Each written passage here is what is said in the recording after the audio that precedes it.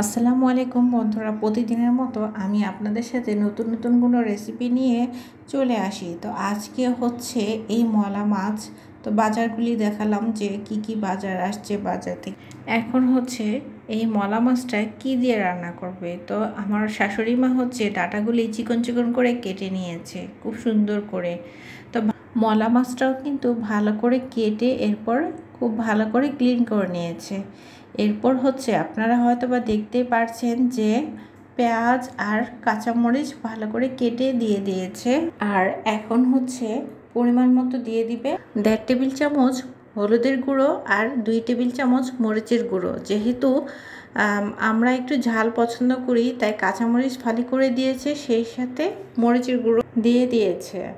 তো এইভাবে মা এখন দিয়ে দিচ্ছে সরিষার তেল। আর মাখা তরকারিতে মা সবসময় একটু সরিষার তেলটা এভাবে হাতে করে নিয়ে হলুদের মধ্যে মিক্সড করতে থাকে, বলে এইভাবে যদি করে দেওয়া হয় তাহলে খুব ভালো হয়। তো এই জন্যই মা ঠিক হলুদের মধ্যে এই তেলটা ভালো করে দিয়ে দেয়। আর সেই সাথে দিয়ে দিচ্ছে পরিমাণ মতো লবণ। আর এখন খুব ভালো করে মেখে নেবে, কারণ মাখা তরকারিতে খুব ভালো করে যদি হাত দিয়ে না মেখে নেয় তাহলে কিন্তু ভালো একটা টেস্ট আসে না। তো মা সবসময় বলে এইভাবে মাখা তরকারিতে খুব ভালো করে মেখে নিতে হয়। এই জন্যই আমি কারো হাতের মাখা তরকারি খেতে পারি না। তো মা সবসময় এইভাবেই নিজের হাতে ভালো করে মাছ এবং সবজি দিয়ে যা কিছু রান্না করে সব কিছু নিজের ইচ্ছে মতো এইভাবে মেখে তারপরে রান্না করে। তো মার হাতের খাবার আসলে খুবই দারুণ মজার হয়ে থাকে। আর দেখতে পাচ্ছেন বন্ধুরা কতটুকু পরিমাণ পানি দিয়েছে। তো অবশ্যই খুব এইভাবে একটু মাখা মাখা পানি দিতে হবে, কারণ এটা ডাটা দিয়েছে তাই একটু বেশি করে পানি দিয়েছে। তো এখন চুলায় বসিয়ে দিয়েছি আর এখন ঢাকা দিয়ে দিব। আর অবশ্যই বলক উঠলে আর একটু ঝুলিয়ে জ্বালিয়ে এভাবে একটু নাড়াচাড়া করে দেব।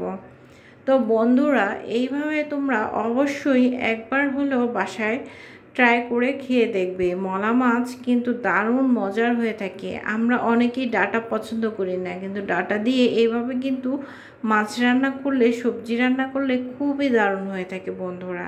তোমরা অবশ্যই আমার শাশুড়ি মায়ের হাতের মতো করে রান্না করে খাবে, তোমাদের আমি রিকোয়েস্ট করছি। কিন্তু আমার মায়ের হাতের রান্না আসলে এতটা মজার হয়। আর অবশ্যই আমরা কিন্তু উল্টিয়ে পাল্টিয়ে নাড়াচাড়া করি না। মাছ যদি হাতে মাখানো হয় তাহলে একটু ঝুলিয়ে ঝালিয়ে এভাবে একটু হালকা উপর থেকে ঝোলটা নাড়াচাড়া দিয়ে রান্না করে নিতে হবে। আর অবশ্যই ডাঁটাটা সেদ্ধ হলে দিয়ে দিতে হবে পরিমাণ মতো ধনিয়া পাতা। আর এই তো আমি এখন দিয়ে দিলাম পরিমাণ মতো ধনিয়া পাতা। তো ধনিয়া পাতাটা দিয়ে এখন একটু ঢাকা দিয়ে দেব আর ঢেকে দেখতে হবে যে কতটুকু ঝোল রাখবো কি না, এরপরে নামিয়ে ফেলতে হবে। তো বন্ধুরা তোমাদের সাথে এই সম্পূর্ণ ভিডিওটি আমি শেয়ার করলাম। আর যারা ধৈর্য ধারণ করে সম্পূর্ণ ভিডিওটি দেখেছো তোমাদের অনেক অনেক ধন্যবাদ।